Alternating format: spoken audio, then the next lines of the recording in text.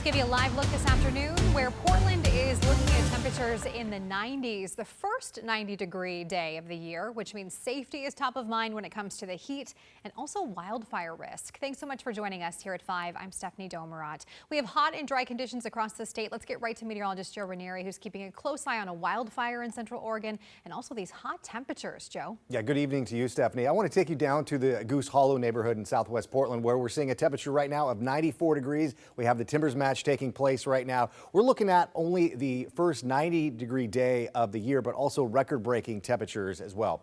Daytime highs right now are in the mid-90s, 96 in Hillsborough. PDX tying a record at 95. I wouldn't be surprised if we jump another degree or two here in the next hour, maybe 90 minutes or so. And along the Oregon coast, absolutely beautiful conditions with temperatures in the low to mid-70s. But heading into tomorrow, we're still going to be having that weather impact alert. It's in effect for today and into tomorrow as our heat continues to go well above average. I'm forecasting daytime highs tomorrow right around the low 90s. A heat advisory will be in effect through tomorrow night until about 10 o'clock or so. Meanwhile, the fire weather warning will be really amplified throughout parts of the Columbia River Gorge starting tomorrow afternoon until Tuesday night because of some very windy conditions. The farther east you go along I-84, you'll be looking at temperatures right around the upper 90s to low 100s. So looking at, again, for tomorrow's weather impact alert, 90s again. We're looking at a high afternoon heat risk. And then looking into today, like we said, first day of the year with temperatures 90 or above.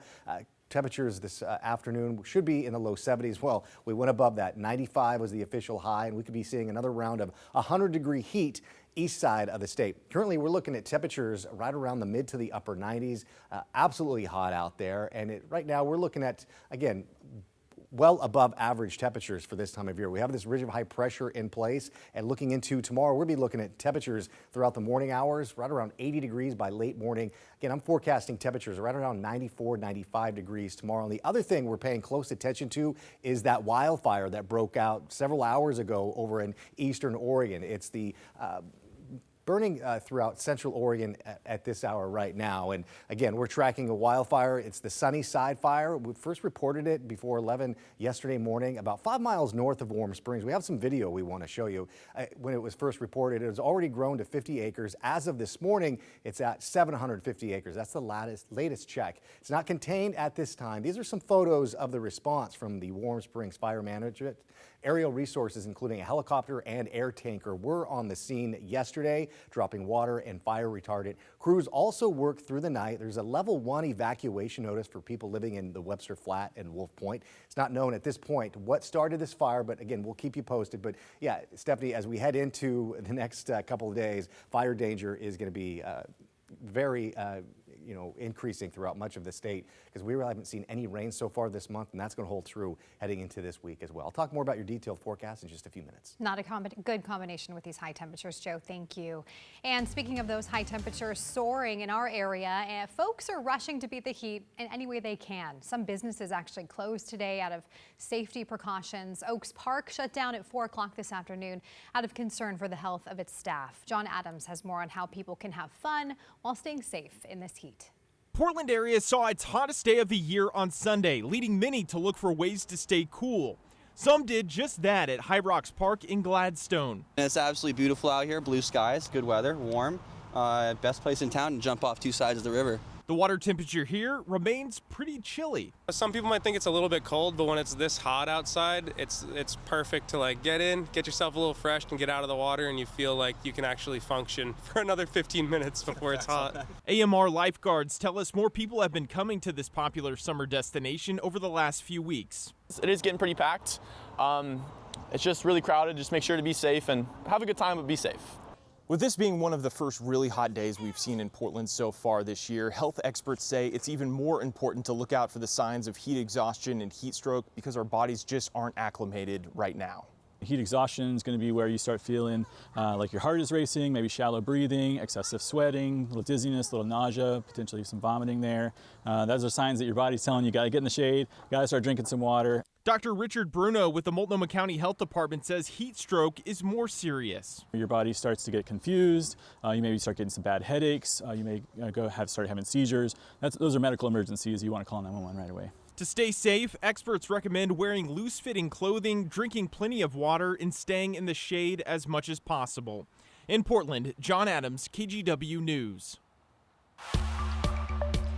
Tense moments outside a federal detention center in Los Angeles today. National Guard troops and police fired tear gas at anti-ICE protesters to disperse the crowd. After the tear gas cleared, the crowd reassembled.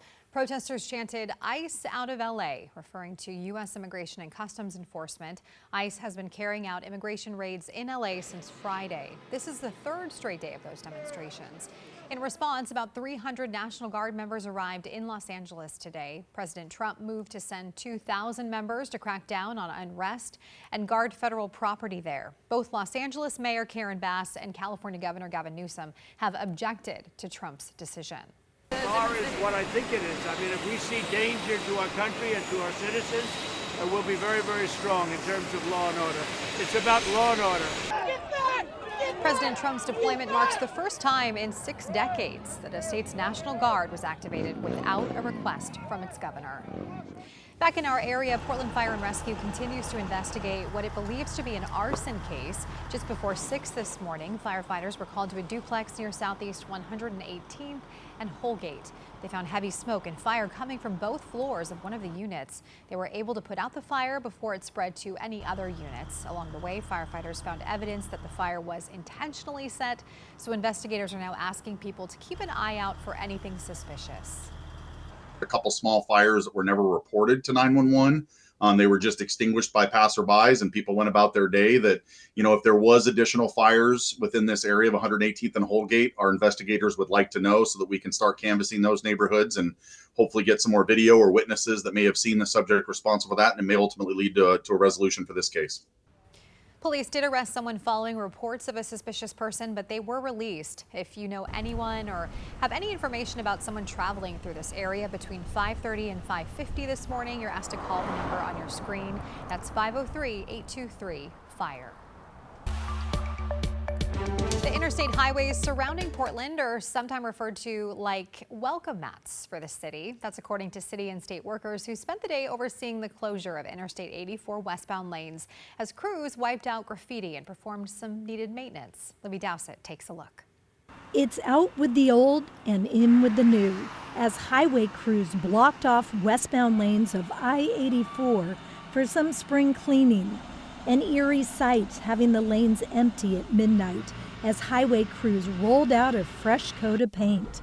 TriMet and Union Pacific also taking full advantage of the closure. Whether that's graffiti cleanup, there's some repairs that need to be made, some track work that need to be done. By daylight, a recognizable face helping with the cleanup. Mayor Keith Wilson. This is not a one and done. This is the beginning of a long sustained approach to caring for our infrastructure well. The mayor saying the budget for graffiti removal and prevention has doubled. A deputy city administrator saying $2.3 million in funding through the Bureau of Planning and Sustainability is earmarked for graffiti cleanup. The highways are the first vision, view of Portland that people receive when they come from the airports or from outside cities, and even for residents and businesses. So you want to make a good first impression, and we want to see the city shine. Since April of 24, the Oregon Department of Transportation says it's painted over 24,000 graffiti tags in the Portland metro area and collected more than 260,000 pounds of litter. It claims closing I-84 westbound for 16 hours actually saved agencies money. We understand it's impactful, but I think the public also appreciates that we are able to get in and do this one time, get a lot of work done. It means we're closing lanes less often. Now, with a cleaner slate, they're hoping the public will help by calling 311 to report problems. But we really are depending on everyone's eyes to help us to see where the problems are. And if you see a problem, help us to solve that problem by letting us know where it is, and we'll come out and address it right away. Libby Dowsett, KGW News. There's an ongoing traffic alert involving the Max Blue, Green, and Red lines. Riders can expect delays today and Monday as crews lay the groundwork for a full renovation of Northeast 82nd Avenue Max Station. Workers are building a new stairway to access a temporary Max platform at the station. Shuttle buses will help riders navigate around closed stations between the Oregon Convention Center and Gateway Transit Center. And you do want to expect even more delays tomorrow morning when Fleet Week ends and ships start to leave Portland as they return back to the Willamette River. The Broadway, Steel, and Burnside bridges will be raised to allow them out. Those bridge lifts will affect TriMet buses, Max, and Portland streetcar service, so you should expect longer travel times. Regular traffic will likely be impacted as well.